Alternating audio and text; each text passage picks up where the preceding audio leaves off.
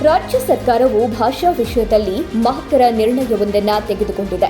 ರಾಜ್ಯದಲ್ಲಿ ತಯಾರಾಗುವ ಸರ್ಕಾರಿ ಹಾಗೂ ಖಾಸಗಿಯಾಗಿ ತಯಾರಾಗುವ ಉತ್ಪನ್ನಗಳಿಗೆ ಕನ್ನಡ ಲೇಬಲ್, ಹೆಸರು, ಡೈರೆಕ್ಷನ್ ಸೇರಿದಂತೆ ಎಲ್ಲವನ್ನ ಕನ್ನಡದಲ್ಲಿಯೇ ನಮೂದಿಸಬೇಕು ಅಂತ ರಾಜ್ಯ ಸರ್ಕಾರ ಆದೇಶವನ್ನ ಹೊರಡಿಸಿದೆ.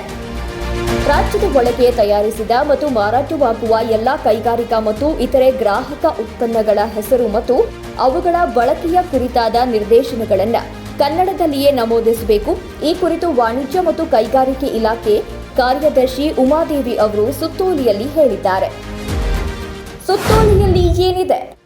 ಭಾಷೆಯು ನೆಲದ ಸಂಸ್ಕೃತಿ, ಸಂಪ್ರದಾಯ ಮತ್ತು ಮೌಲ್ಯಗಳನ್ನು ಪ್ರತಿಬಿಂಬಿಸುತ್ತೆ. ಒಂದು ಭಾಷೆ ಬೆಳವಣಿಗೆಯಾಗಬೇಕಾದ್ರೆ ಆ ನೆಲದಲ್ಲಿನ ಉತ್ಪಾದನೆ, ಮಾರುಕಟ್ಟೆ, ವ್ಯವಹಾರಗಳು ಸ್ಥಳೀಯ ಭಾಷೆಯಲ್ಲಿ ಇರಬೇಕು.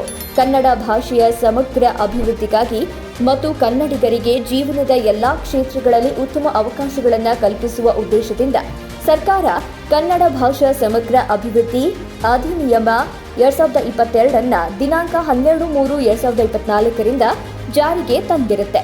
ಸಾಧ್ಯವಾದಷ್ಟು ಮಟ್ಟಿಗೆ ರಾಜ್ಯದ ಒಳಗೆ ತಯಾರಿಸಿದ ಮತ್ತು ಮಾರಾಟವಾಗುವ ಎಲ್ಲ ಕೈಗಾರಿಕಾ ಮತ್ತು ಇತರೆ ಗ್ರಾಹಕ ಉತ್ಪನ್ನಗಳ ಹೆಸರು ಮತ್ತು ಅವುಗಳ ಬಳಕೆಯ ಕುರಿತಾದ ನಿರ್ದೇಶನಗಳು ಯಾವುದಾದ್ರೂ ಇದ್ದಲ್ಲಿ ಯಾವುದೇ ಇತರ ಭಾಷೆಯ ಜೊತೆಗೆ ಕನ್ನಡದಲ್ಲಿ ಇರತಕ್ಕದ್ದು ಅಂತ ಹೇಳಲಾಗಿದೆ.